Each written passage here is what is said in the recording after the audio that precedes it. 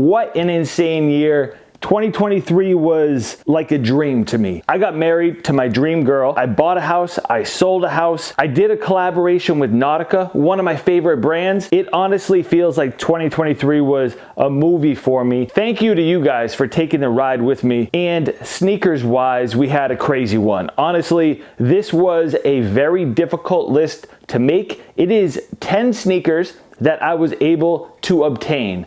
Only 10. There's not a picture of a shoe saying I wish I had that. Not that there's anything wrong with doing a video like that. These are shoes that I was able to get.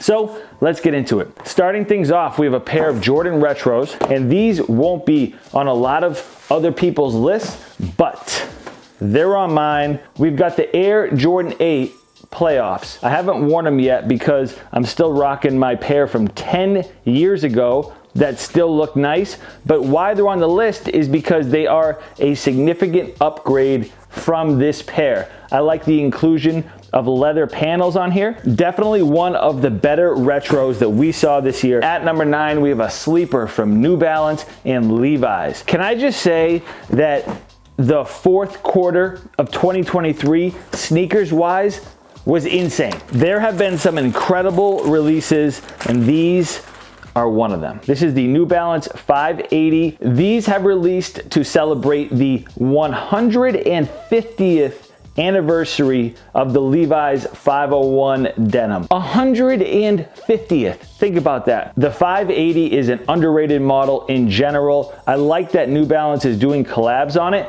This is such a cool sneaker that no one is talking about. I'm pretty sure you can still get them, and any of these that I show you that you can still get, they'll be linked down in the description. But that 580, man, whew. Okay, at number 8, we have another pair of Jordan Retros that are probably higher on most people's lists. So we've got the Maniere Air Jordan 5 Dawn. You've seen plenty of reviews by now. You know all the little hidden details. You probably know the story. Most people have this sneaker higher, and there's nothing that's really holding it back. There's also nothing that is really just propelling it for me. Okay, at number 7, we have one of my favorite New Balance releases of all time, man. The Concepts C Notes. These are what I thought was gonna be the best New Balance release of the year. When I got them in, you couldn't convince me otherwise. These were the ones.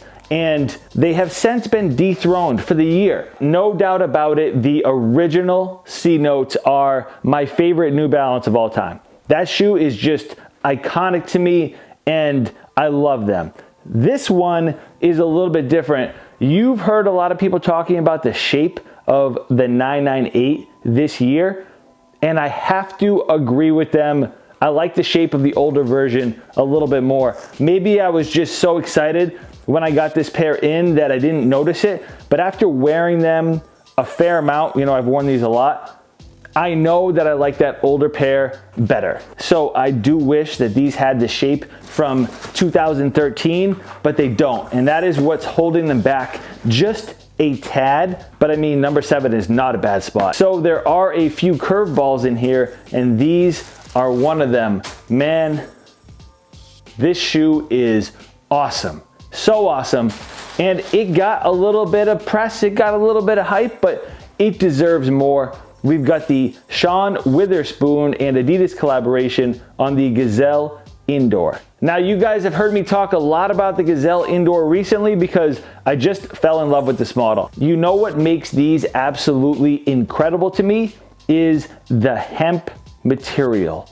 Look at that design on there. I've not seen many people make hemp look this nice. And as far as hemp goes, it's not my favorite material on many things, and especially sneakers. I'm not a big hemp sneaker guy. I threw the red laces in there and wore these to a holiday party. Such a nice sneaker. This is underrated. You can still get them. I'll link them for you guys. And I just gotta say, Sean Witherspoon gets so much hate, and I don't understand why. Maybe one of you guys can explain it to me, but that's not how I roll. I don't like seeing people get hated on, especially creatives and designers in the space, because guess what? Do you want sneaker brands telling us the stories behind these shoes on their own? You don't want to see people pushing the envelope a little bit more? I mean, come on, man. Last year, if you told me that I was going to have a hemp sneaker on my top 10 list for 2023, getting into the top 5. Wow. We got the top 5 here. This shoe, I'm going to be real brief with because you know the deal. You know I absolutely love these. The Air Jordan 3 White Cement Reimagined. This is the best version of the Air Jordan 3 that I've ever seen. The little tweak of aging them, adding good leather, and fixing the shape is all we need. We didn't need them to do anything drastic. We just needed a solid classic pair like this. Absolutely the best Jordan 3 that I've seen from Jordan brand ever. Give me the entire Jordan Retro catalog along these same lines. They're onto something. Please don't mess this up. Okay, number 4 is a sneaker that you can pick up right now. They are on shelves, sitting, I believe. Maybe people just didn't have it in their budget to pull the trigger on these this year, and I would totally understand that. But man, Stussy, you did it. You did it. The Flight 89, come on. The Flight 89 is something that I hold near and dear to my heart because the Flight 89 is what I would go out and buy on sale because I couldn't afford Jordan Retros, and you could get these all the time for like 60 bucks in a bunch of different colorways. As you can see, it has that Air Jordan 4 sole. The way that they incorporated that snakeskin print, Nike Air on the back, and then you have this mocha brown. I mean, mocha brown on this, by far the best colorway. The only critique that I have is not from Stussy's side, it is from Nike's side. What happened to this model? They dropped the top. They gave this thing a haircut. This model used to be a lot more mid-cut. This is basically a low. If the reds pop up and go on sale, oh, it does say low on the box. So I just noticed that. Wow. Top 4 sneaker. I didn't even notice. Nice preparation. You did great. Okay, getting into the top 3. This pair impressed me and it unlocked a core memory. It did it all. I'm gonna show you the box because the box is just awesome.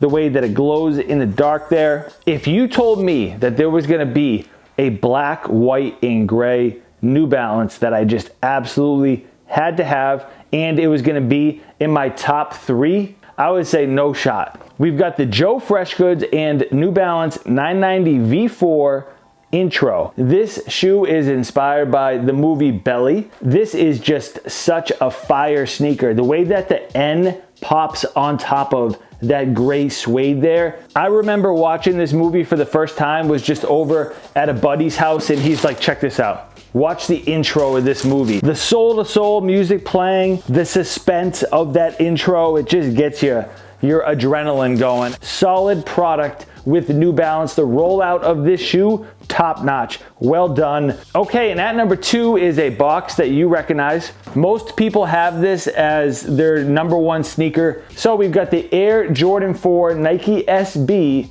Pine Green. My voice is going, the sun went down. I have a lot to say. We gotta keep going. We gotta keep going. As someone that actually skateboards, is a huge fan of Jordan Retros, is a Celtics fan, these are pretty close to perfect. One of the only things holding it back is why did it take so long to create an Air Jordan 4 that's actually tolerable to wear? Most Air Jordan 4s are uncomfortable. These are definitely a lot more wearable. They're more padded, they're soft.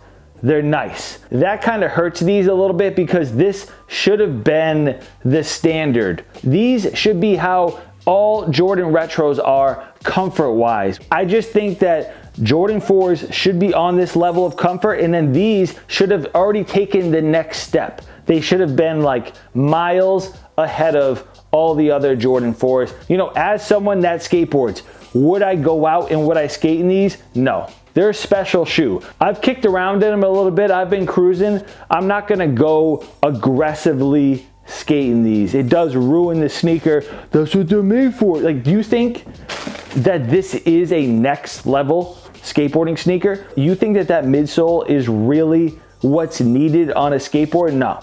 I mean, they thin these down a little bit more so that they have some board feel, but that's not a top-notch skateboarding sneaker right there. Now, that leaves us with one shoe and a shot voice. Nike SB just had an incredible year.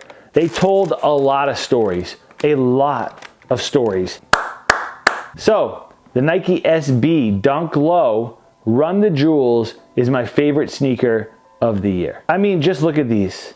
Deep royal and active pink on here. Leather tongue on a Nike SB Dunk is a cheat code. The product is amazing. Like, these look so good on feet. They are eye-catching in the best way. Just like those New Balance I showed you earlier, the 580s, I like it when a logo pops. But what else?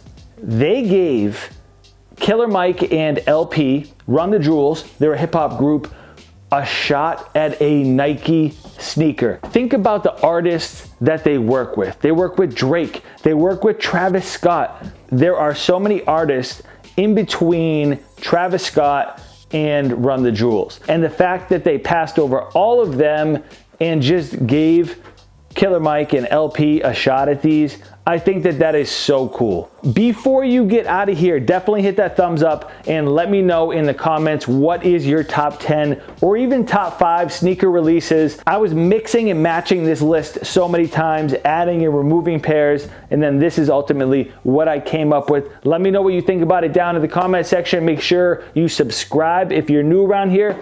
Thank you to all of you for an incredible 2023. I hope that 2024 is a safe, happy, and healthy year for all of you. I'll catch you next time. Peace.